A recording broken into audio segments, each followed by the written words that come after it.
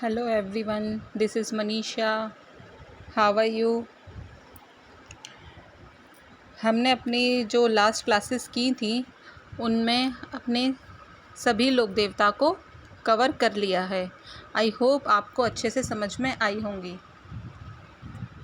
अब हम अपनी क्लासेस का नेक्स्ट टॉपिक स्टार्ट करने जा रहे हैं, जो हैं राजस्थान की लोक देवियाँ। तो चलिए शुरू करते हैं करणी माता से। करणी माता का जन्म 1387 1444 विक्रम संवत में सुआब गांव फलोदी में हुआ था। कब हुआ था? 1387 में, सन 1387, और विक्रम संवत था 1444, 1444। सुआप गांव कौन सा? सुआप गांव, जो कि फलोदी में पड़ता है। यहाँ पर इनका जन्म हुआ था। इनके पिताजी का नाम मेहाजी किनिया था। मेहाजी किनिया। इनकी माता का नाम देवलदे था। इनका बचपन का नाम रिद्धूबाई था। रिद्धूबाई, इनका बचपन का नाम था रिद्धूबाई। इनकी आराध्य देवी थी तेमड़ेराय माता। इनका मंदिर कहाँ पर है? देशनोक, बीकानेर में। इस मंदिर का जो सर्वप्रथम निर्माण करवाया था वह राव बीका ने करवाया था। और सबसे ज़्यादा निर्माण, मतलब शुरू तो किसने किया था? राव बीका ने। और उसके बाद सर्वाधिक निर्माण किसने करवाया था? कर्ण सिंह ने।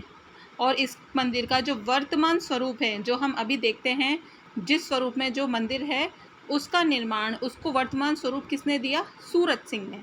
अगर क्वेश्चन किया जाए कि करणी माता के मंदिर का प्रारंभिक निर्माण किसने करवाया था, तो हमारा आएगा राव बीका। देन करणी माता के मंदिर का सर्वाधिक निर्माण करवाने वाले कौन थे? कर्ण सिंह। और उसके बाद वर्तमान स्वरूप किसने दिया था? सूरत सिंह ने।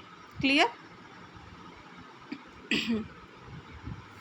इनके मंदिर को मठ कहा जाता है। क्या कहा जाता है? मठ। करणी माता का मंदिर मठ कहलाता है। इनका प्रतीक सफ़ेद चील है।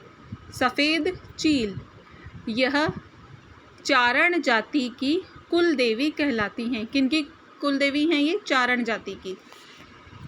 और आराध्य देवी बीकानेर के राठौड़ वंश की आराध्य देवी हैं। करणी माता कुल देवी तो किसकी हैं? चारण जाति की। और आराध्य देवी किसकी हैं? बीकानेर के राठौड़ वंश की। कुल देवी और आराध्य देवी में क्या अंतर है? आप सब लोग जानते ही होंगे। कुल देवी तो जो हैं, जो कि हमारे पूर्वज पहले से पूजा करते आ रहे हैं, जो कि हमारे कुल की देवी हैं, वह कहलाती हैं कुल देवी। और आराध्य, जैसे जो भगवान हम पे प्रसन्न होते हैं, या फिर हमारे अंदर जिनके प्रति आस्था है, वह हमारी कौन कहलाती हैं? आराध्य देवी। हम जिनकी पूजा करने लग जाते हैं, वह हमारी आराध्य देवी कहलाती हैं। इनको चूहों की देवी कहा जाता है।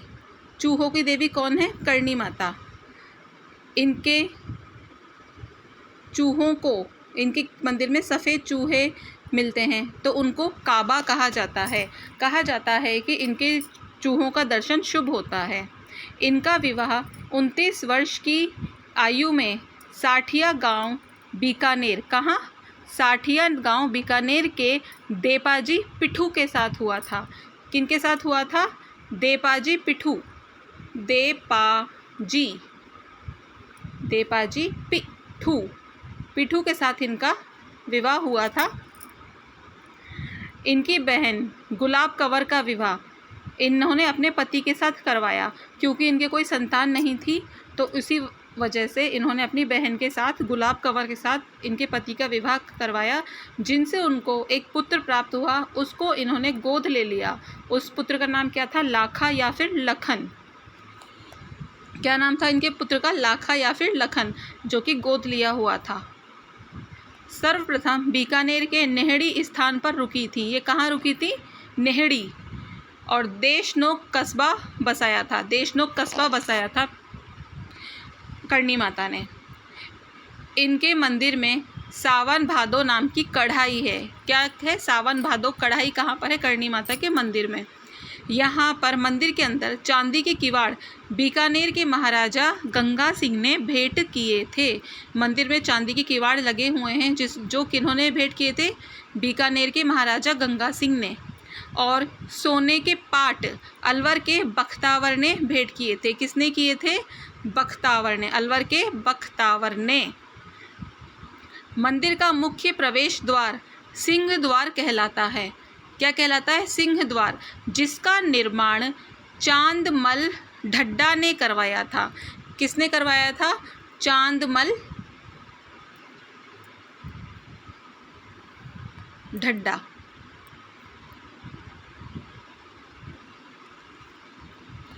करणी माता का मंदिर का ओरण 10,000 वर्ग भूमि में फैला हुआ है।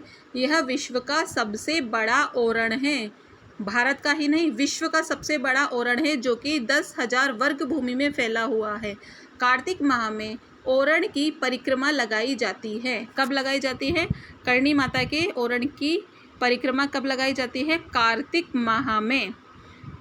151 वर्ष में करणी माता दियातरा गांव, कौन सा गांव? दियातरा गांव, जो कि बीकानेर में पड़ता है, वहाँ पर धनेरू की तलाई के पास, कहाँ?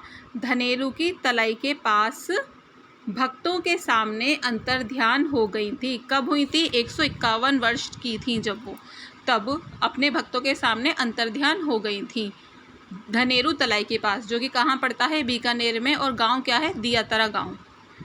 इनके जो अन्य मंदिर हैं वह है सुआप मंदिर, एक तो है फलोदी में, दियातरा बीकानेर में, और मंशापूर्ण करणी माता मंदिर, जो कि उदयपुर में पड़ता है।